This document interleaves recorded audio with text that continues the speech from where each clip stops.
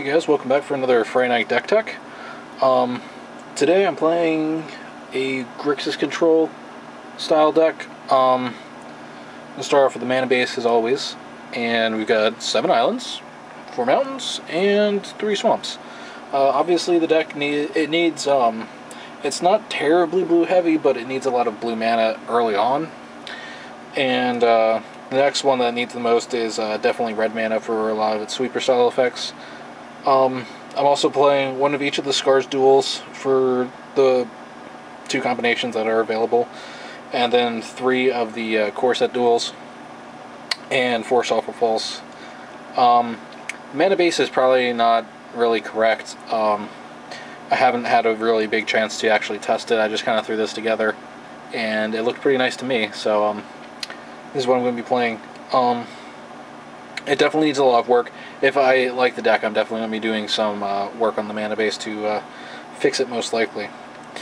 But I was thinking about putting in a Desolate Lighthouse or maybe a the Thalia Drown Yard, but the Drown Yard isn't really necessary because you have enough other win conditions in the deck. And as much as I enjoy Desolate Lighthouse, the only land that you could probably realistically replace with it would be an island, and I don't think it would be worth replacing an island for Desolate Lighthouse. Alright, so I'm only running 4 creatures in the deck, but these 2 are obviously, the 2 Solemns are, they're pretty good in control, you know, get to search out a land, which is very, very helpful, and the 2 Gristlebrand are 2 of my most primary win conditions. I want to get a Gristlebrand and I want to play it, and I just want to beat someone's face in it and gain life and then draw a ton of cards to protect them. Got a nice suite of Planeswalkers. 2 Chandra the Firebrands, I'm not so sure.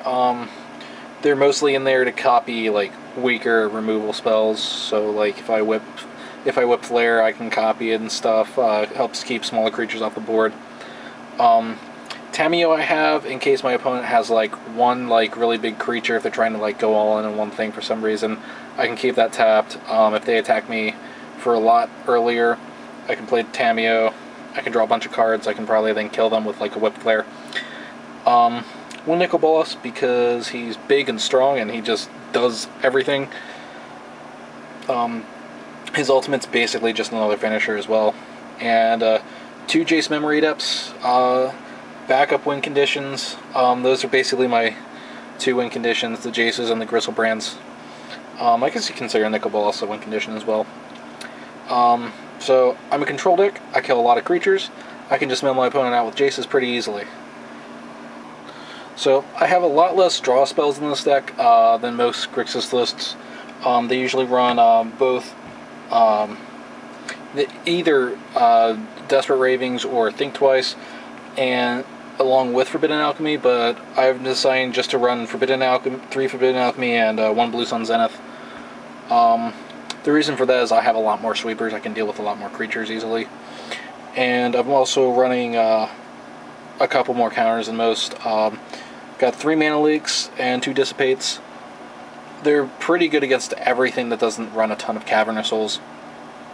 And they give you some pretty easy cards to side out against the Cavernous Souls decks, which you're pretty decent against already, so like they just make it a little bit better.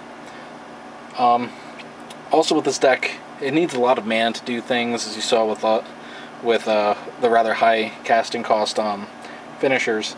So I have 1 Pristine Talisman to help shore up matchups against aggro decks, 1 Gilded Lotus. You don't want to have more than 1 out, really, so there's only 1. And if you get a draw where you've got a Gilded Lotus and one of these other 3 artifact mana cards, you can play the Lotus, and then you can play that, and then you're ramped up 4 extra mana the next turn. So it gets you pretty far. The Vessel of Endless Rests, they're alright. They're better against like zombies and stuff, so that like if you kill a Gravecrawler, you can then play a Vessel and put it on the bottom of the library, which is pretty sweet. It can be already against Snapcaster decks. If there's a card that really irritates you, you can put it on the bottom. But other than that, they also add mana of any color that you want, which is the most important part. Blue Sun Zenith can also be a win condition as well if you need it to, but it's mostly in there just to refuel after several turns of playing a whole bunch of kill cards. Right, so this is like the biggest part of the deck is the removal suites. They're basically all sweepers aside from Red Sun Zenith, which you get to keep reusing anyway.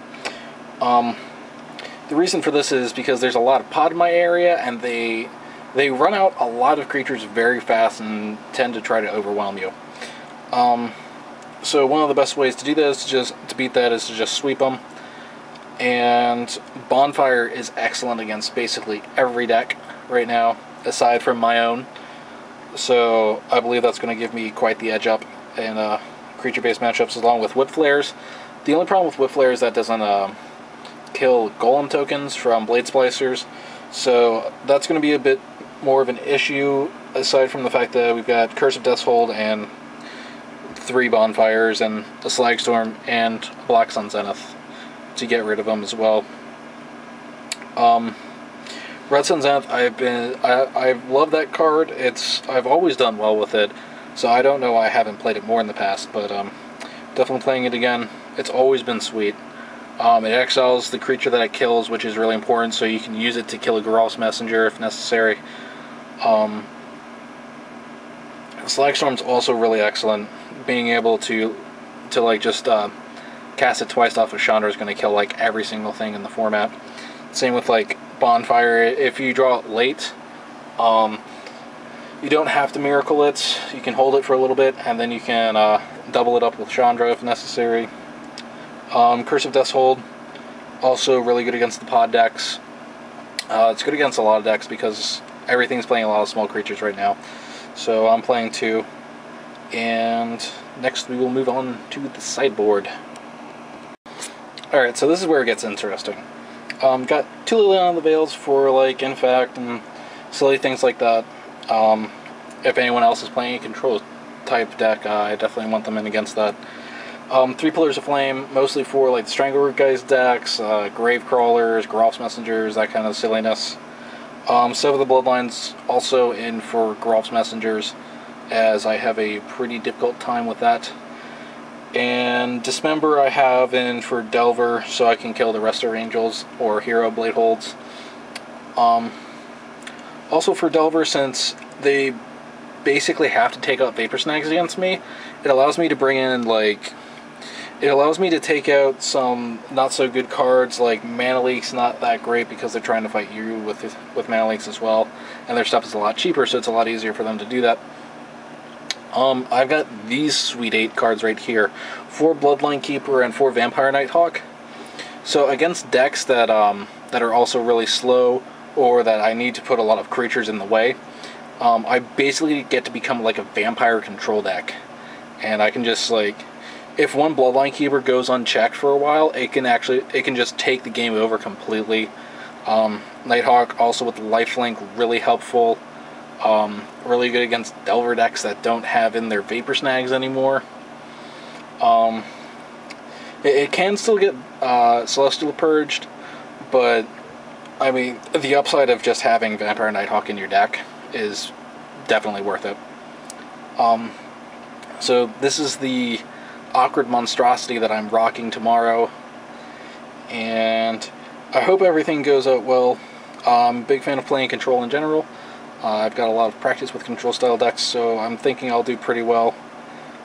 So see you guys next week with the slow roll for an update on how I did, any interesting stories and stuff like that.